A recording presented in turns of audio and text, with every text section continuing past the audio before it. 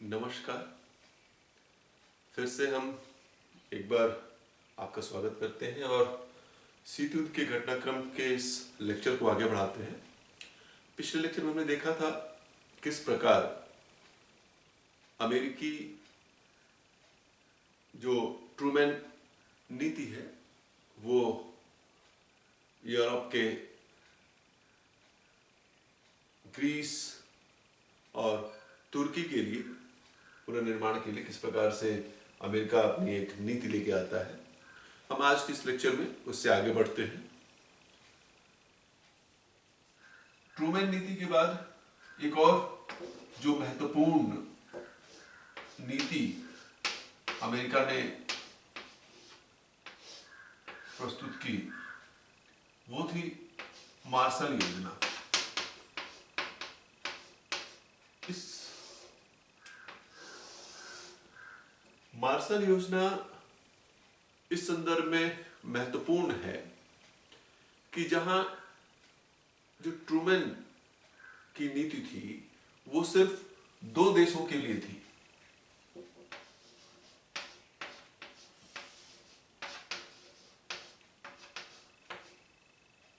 Greece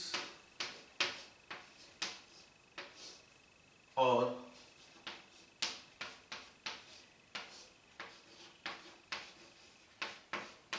तुर्की। वहीं martial योजना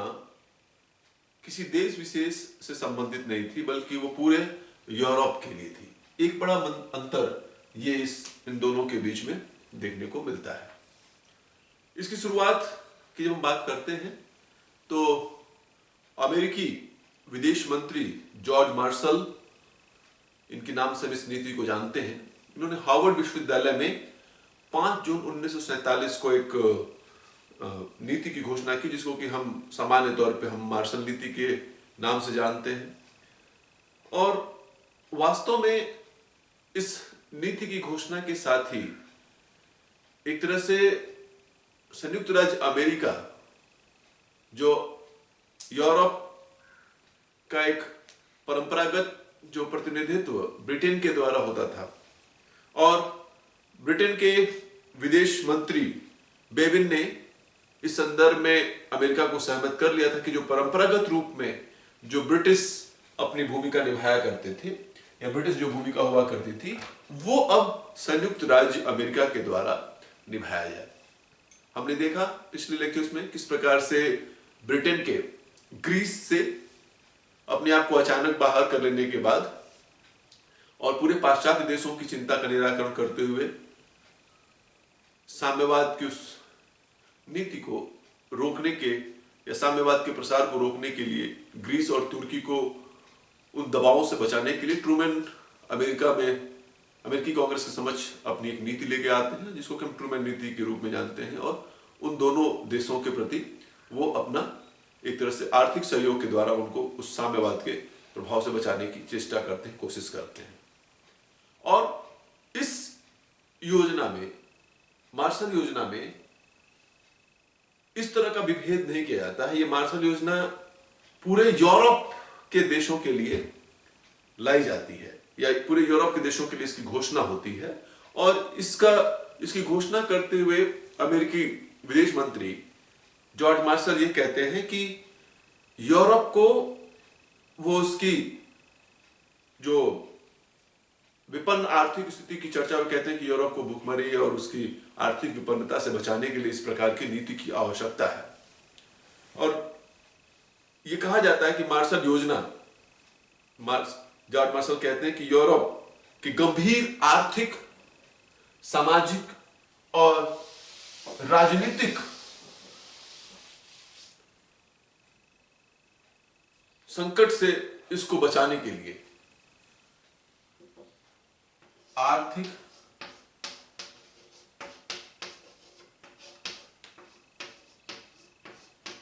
सामाजिक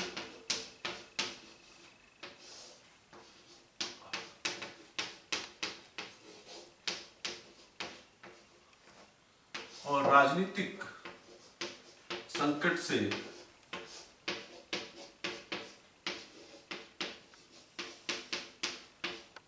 बचाने के लिए, ऐसा मार्शल के द्वारा अपनी इस नीति में कहा जाता है। यह आर्थिक संकट, जैसा कि हम सभी जानते हैं कि उस समय यूरोप, ब्रिटेन अपनी उन आर्थिक स्थितियों के कारण ही ग्रीस से अपने आप को अचानक बाहर कर लेता है। फ्रांस, इटली और इसी तरह से अन्य यूरोपीय देशों की आर्थिक स्थिति भी बहुत अच्छी नहीं थी और निश्चित तौर पर उसका प्रभाव उनकी सामाजिक परिवेश और उनकी सामाजिक व्यवस्था पर भी दिख रहा था। राजनीतिक तौर पे भी हम इसका अर्थ निकाल सकते हैं, समझ सकते हैं। इसका आशय बहुत स्पष्ट है कि जो साम्यवाद की नीति का जो प्रसार हो रहा था और उनकी आर्थिक विपन्नता उनको एक अवसर दे सकती थी साम्यवाद के प्रसार को, तो निश्चित तौर पे इस आर्थिक, सामाजिक और राजनीतिक जो संकट था उससे उबारने के लिए मार्शल के द्वारा इस नीति की घोषणा की गई और एक संयुक्त कार्यक्रम के माध्यम से, एक जिसमें कि अधिकांश यूरोप देश सहमत हो, मार्शल ने यह कहा कि ब्रिटेन के इस प्रस्ताव पे कि यूरोप का पुनर्निर्माण तो यूरोप को ही करना होगा, अमेरिका उसमें अपनी सहायता कर सकता है, उसमें अपनी एक भूमिका निभा सकता है। तो इस भूमिका को निभाने के लिए मार्शल के द्वारा यह कहा जाता है कि उनको एक सर्वसम्मत कार्य योजना या संयुक्त कार्यक्रम, यूरोप अपने इस संयुक्त कार्यक्रम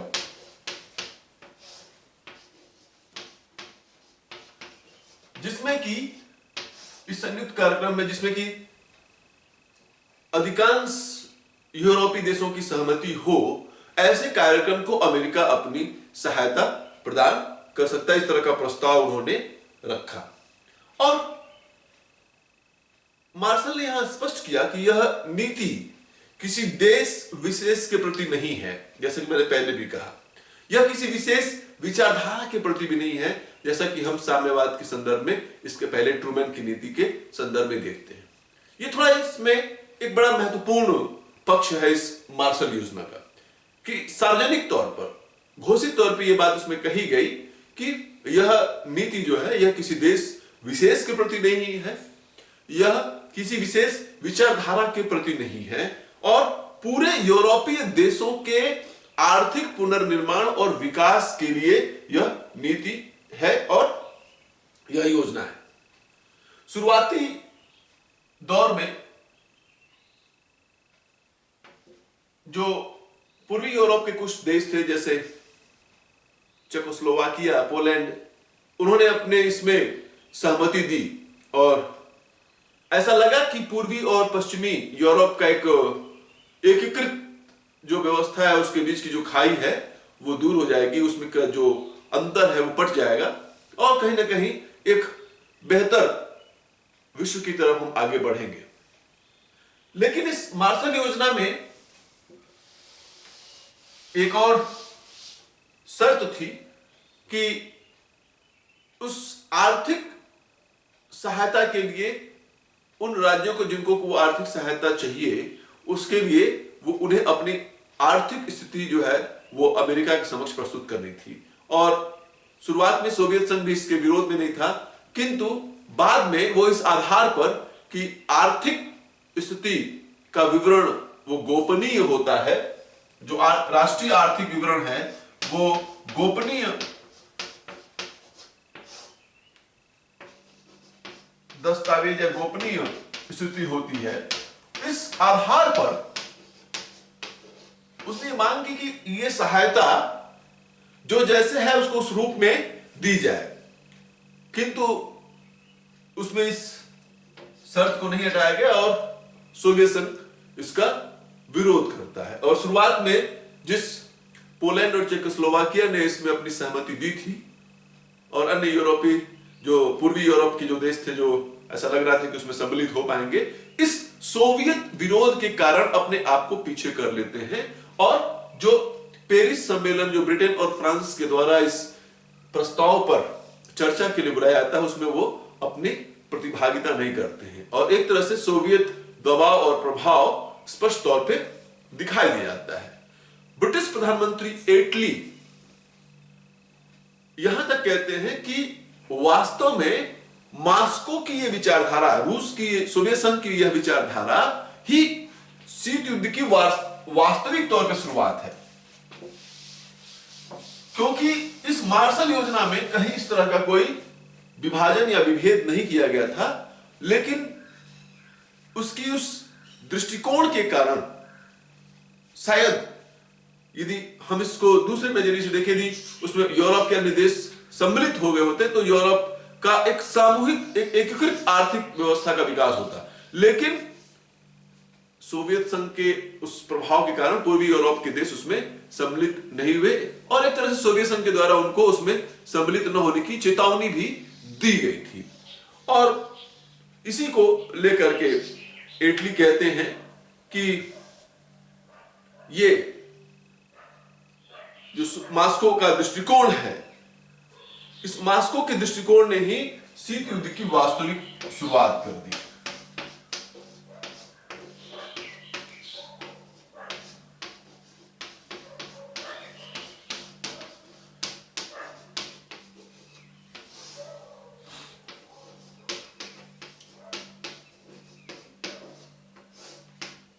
ये इटली, ब्रिटिश प्रधानमंत्री इटली ये बात कहते हैं। और इस नीति को सोवियत संघ के द्वारा 2 जुलाई 1947 को इसे अस्वीकृत कर दिया जाता है। और पोलैंड और चेकोस्लोवाकिया इसमें, जैसे मैंने बताया था, जो पेरिस सम्मेलन जो प्रस्तावित होता है, उस प्रस्तावित पेरिस सम्मेलन में पोलैंड और चेकोस्लोवाकिया सम्मिलित नहीं होते हैं। और जो यूरोपीय पुनर्निर्माण का जो कार्यक्रम इस मार्शल योजना के तहत बनाया जाता है,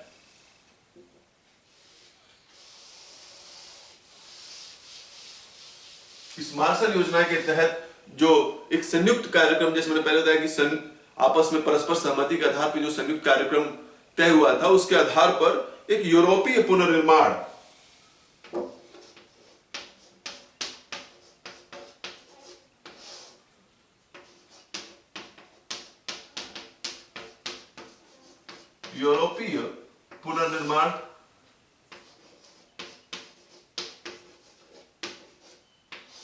कार्यक्रम जो है वह यूरोपियन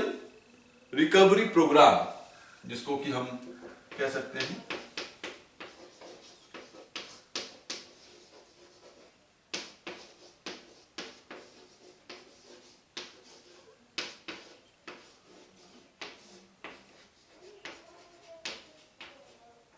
यूरोपियन रिकवरी प्रोग्राम, इस मार्शल योजना के तहत बनाया गया, जिसके तहत पूरे यूरोपीय राज्यों का आर्थिक विकास किया जा सके। और इसके साथ ही साथ जो भी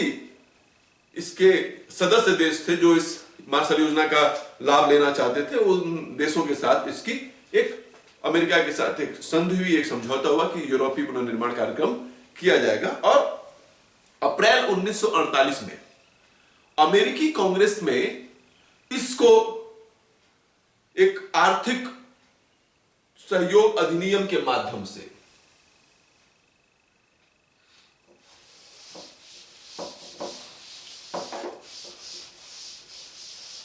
यूरोपियन अमेरिकी कांग्रेस द्वारा इसको नीतिगत रूप देने के लिए अमेरिकी कांग्रेस द्वारा अप्रैल 1948 में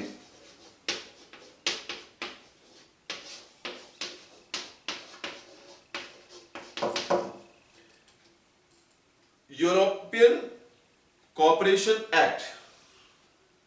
इकोनॉमिक कोऑपरेशन एक्ट,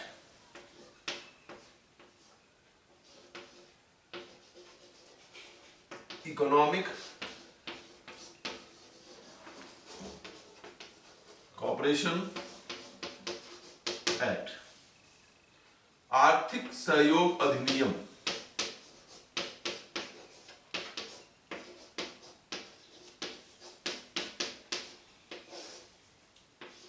इसको नीतिगत स्वरूप दिया जाता है, जैसे कि ट्रूमैन नीति के तहत भी किया गया था, हम जानते हैं। और इस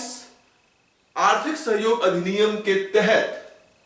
5 अरब 30 करोड़ डॉलर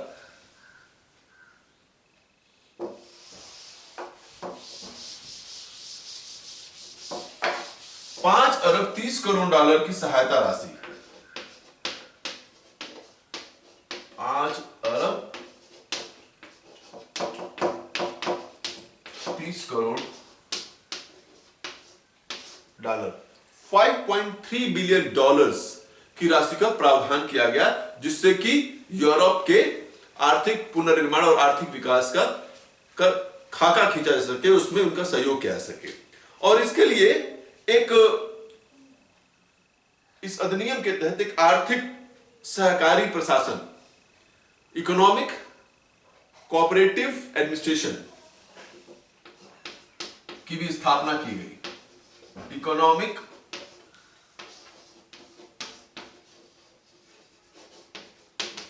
कोऑपरेटिव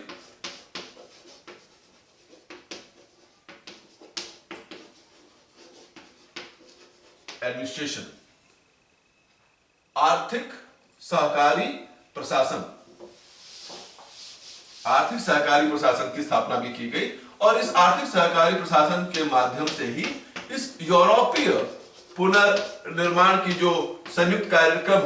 की नीतियां थी या जो कार्यक्रम थे, उनको लागू किया जाना था। सहकारी एक दूसरे के साथ सहयोग के साथ मिलकर के उस जो भी एक मॉडल जिसमें सहमति थी, उसके आधार पर इसको लागू किया जाना था। और निसंदेह इस योजना ने यूरोप के आर्थिक विकास में, आर्थिक पुनर्निर्माण में एक महत्वपूर्ण भूमिका निभाई। और इटली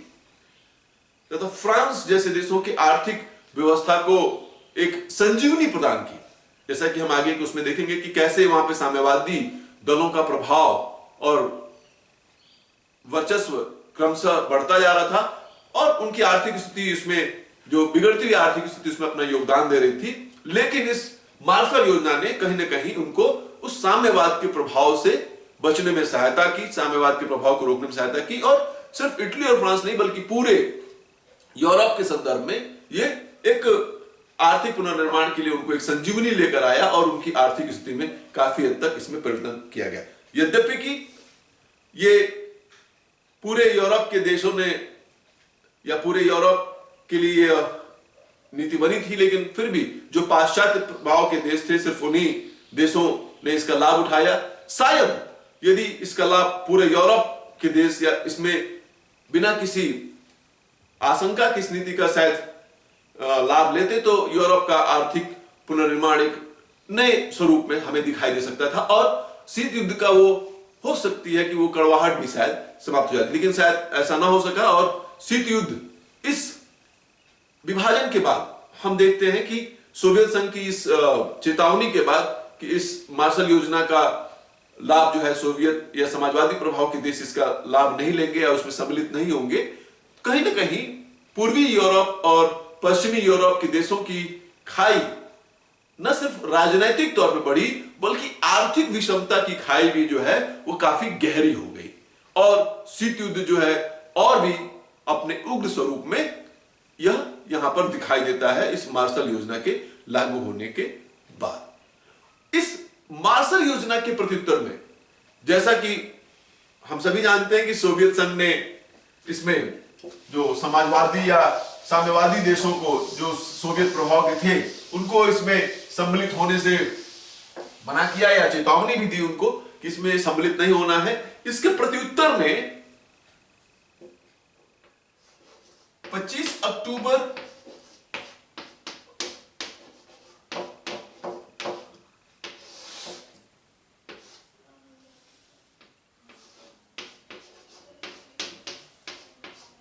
1947 कॉमिनफॉर्म 25 अक्टूबर 1947 को कॉमिनफॉर्म की कम्युनिस्ट इंफॉर्मेशन ब्यूरो, जिसको कि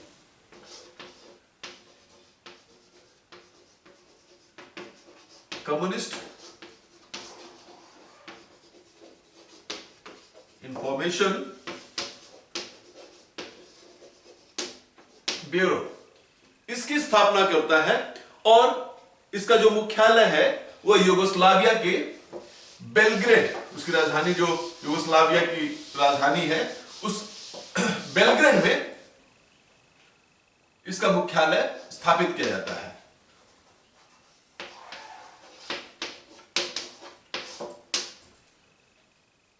सोवियत संघ मार्शल योजना के प्रत्युत्तर में उनको पूर्वी यूरोप के उन देशों को उस मार्शल योजना के प्रभाव से बचाने के लिए उनके साथ व्यापारिक संधियां और समझौते करते हैं और इस कॉमन फॉर्म की स्थापना करते हैं, जिसमें कि वो साम्यवादी, जो पूर्वी यूरोप के साम्यवादी देशों का एक जो वस्तुतः एक साम्यवादी दल होगा, पूर्वी यूरोप के जो साम्यवादी दल हैं उनका एक संगठन के रूप में इसकी स्थापना की गई। लेकिन इसकी स्थापना का उद्देश्य पूर्वी यूरोप के देशों को मिलाकर के एक मजबूत संगठन की स्थापना करना था, जो कि मार्शल योजना के प्रत्युत्तर में एक मजबूत इकाई के रूप में उसका सामना कर सके। कॉमन फॉर्म की स्थापना का उद्देश्य यही था। और महत्वपूर्ण बात यह है कि इस संगठन में, जैसे कि मैंने आपसे पहले भी कहा था कि इस मार्शल योजना में इटली और फ्रांस जैसे देशों को साम्यवादी प्रभाव से बचने में, रोकने में सहायता करी। तो इस कॉमन फॉर्म में फ्रांस और इटली के साम्यवादी दल भी इस कॉमन फॉर्म के सदस्य थे। सिर्फ पूर्वी यूरोप के वे देश या वो साम्यवादी दल ही, क्योंकि हम सभी जानते हैं कि साम्यवादी व्यवस्थाओं में दल और सरकार की स्थिति एक ही होती है, तो अन्य देशों में एक तरह से सरकार उसकी सहभागी थी और फ्रांस और इटली के साम्यवादी दल भी इस कॉमन फॉर्म के सदस्य थे। और कहीं ना कहीं इस कॉमन फॉर्म की स्थापना के साथ ही साथ जो है सोवियत संघ ने इस शीत युद्ध की जो खाई है इसको एक कह सकते हैं कि और इसको चौड़ा किया, इसको और बढ़ाया, इस विभाजन को और चौड़ा कर दिया। और जो ये कॉमन फॉर्म है, यद्यपि की मार्शल योजना के तुलना में उतनी अपेक्षाकृत सफल नहीं रही, या हम उसको सफल नहीं कह सकते, और इसका उद्देश्य भी एक तरह से वो कम्युनिस्ट इंफॉर्मेशन ब्यूरो था, यानी दलों का अपना एक समूह था जो साम्यवादी दल विभिन्न देशों में काम कर रहे थे, विशेष तौर पे पूर्वी यूरोप के देशों में काम कर रहे थे, और उसके माध्यम से, उन दलों के माध्यम से एक मजबूत संगठन के रूप में उसकी स्थापना करना था। तो इस रूप में कॉमन फॉर्म मार्शल योजना का एक प्रत्युत्तर लेकर के सोवियत संघ आता है और शीत युद्ध का जो ये पूर्वी और पश्चिमी यूरोप के देशों की जो खाई है इसको और बढ़ा दिया जाता है या और बढ़ जाता है, और इस प्रतिस्पर्धा के कारण शीत युद्ध अपने और उग्र स्वरूप में पहुंच जाता है। तो आज के लेक्चर में इतना ही। अगले लेक्चर में मैं आपसे फिर मिलूंगा। आपके सुझाव आमंत्रित हैं जिससे कि मैं इसमें और बेहतर स्वरूप में आपके सामने प्रस्तुत कर सकूं। धन्यवाद।